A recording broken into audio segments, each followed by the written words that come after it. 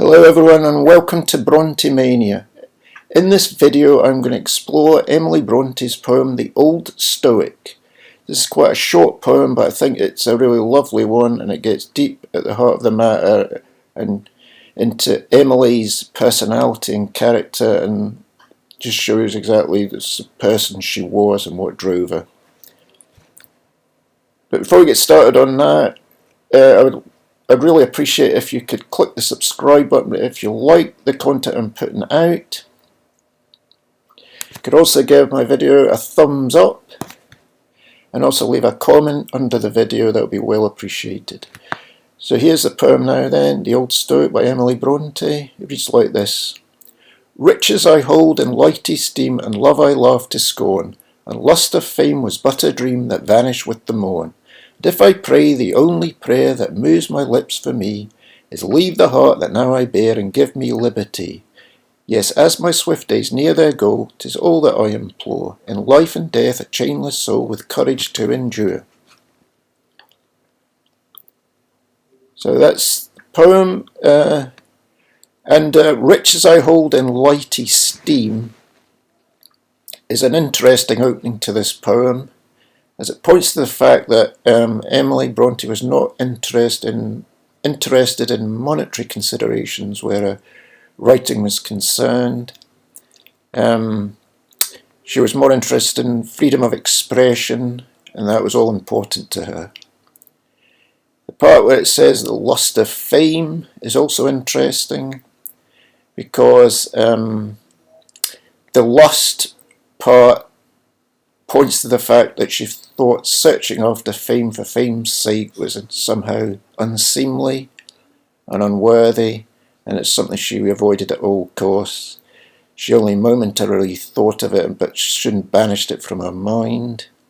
And this idea of fame could be seen when, in 1848, Charlotte and Anne went to London to prove their authorship when they went to Charlotte's publishers, Smith and Elder.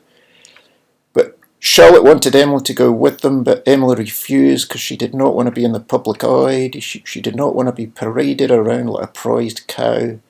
She just wanted to avoid the limelight at all costs. So she refused to go, and they went without her. Later in the poem, she talks about a prayer that would be the only prayer she would offer up. And this is interesting too, because when she moved into adulthood, she decided that she did not want to go to church anymore. Organised religion was something she didn't agree with. She much preferred to commune with nature, and that was the most important thing to her, which she did in the neighbouring moorland, which was such an important part of the Brontes' writing lives. And this prayer that moved her lips involved her liberty, which again harks back to what I said earlier on in this video, where freedom of expression was most important to her. She just needed to have that in her life, and when she didn't have it, she struggled.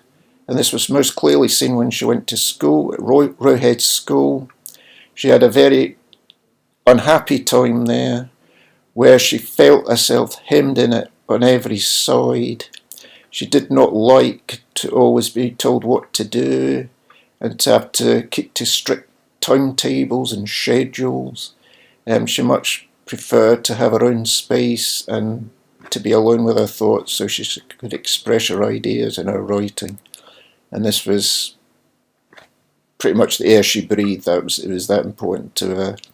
And this is carried through later on in the poem, when it actually says about swift days near their goal. Her swift days near their goal, that is very interesting also, because her two older sisters died in childhood, and I believe this gave Emily the idea that she was not long for this world, and she only had a limited time to achieve what she needed to achieve, and she certainly did that incredibly well with a vast array of poetry and her great novel Wuthering Heights.